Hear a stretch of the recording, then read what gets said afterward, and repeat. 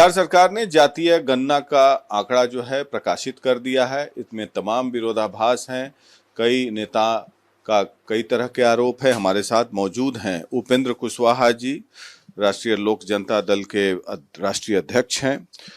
उपेंद्र कुशवाहा जी, ये जो आंकड़े प्रकाशित हुए हैं, मैं सबसे पहले ये जानना चाहता हूं कि आपसे आपकी जाति पूछने कोई आया था?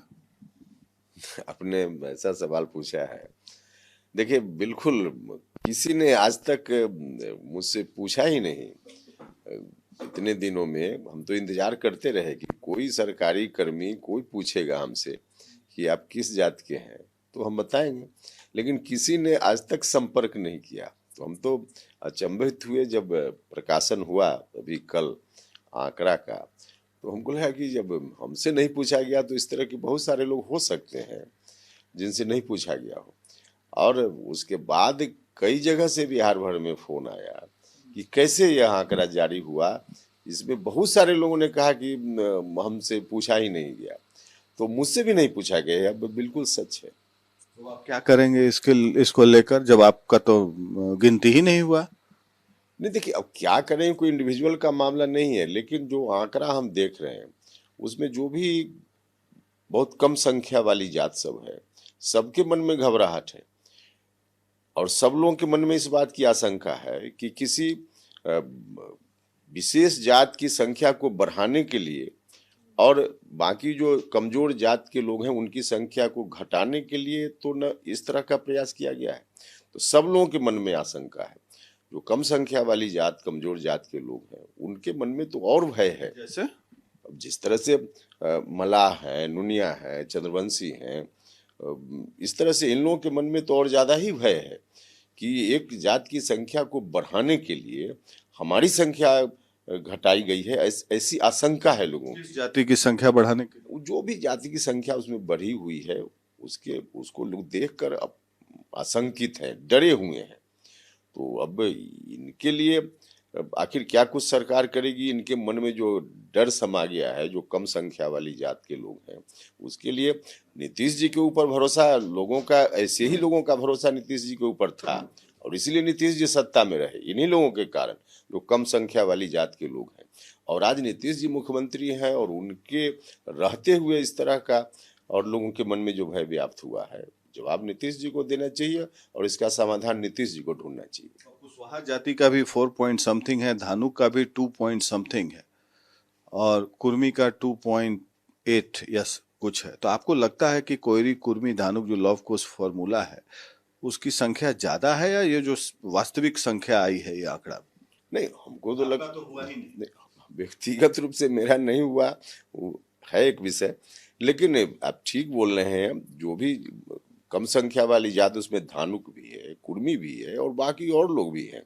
सब लोगों के मन में इस बात की आशंका आ गई कि कैसे आखिर हमारी संख्या क्या थी। जो लोग, ठीक है कि बहुत ऑथेंटिक जानकारी पहले से नहीं होगी, लेकिन फिर भी इतनी कम संख्या होगी इसका अंदाज लोगों को नहीं था। और इसलिए लोगों को डाउट है कि कहीं ना कहीं इसमें गड़बड़ी हुई है, किसी खास जात के लोगों की संख्या को बढ़ाकर दिखाने के पीछे और कमजोर जात के जो लोग हैं उनकी संख्या को घटाकर दिखाने के पीछे। और दलितों की संख्या भी बढ़ी है, मुसलमानों की भी संख्या बढ़ी है। हाँ, अब देखिए, किनकी संख्या बढ़ गई, किनकी संख्या नहीं बढ़ी, वो तो सब लोगों के सामने आंकड़ा है।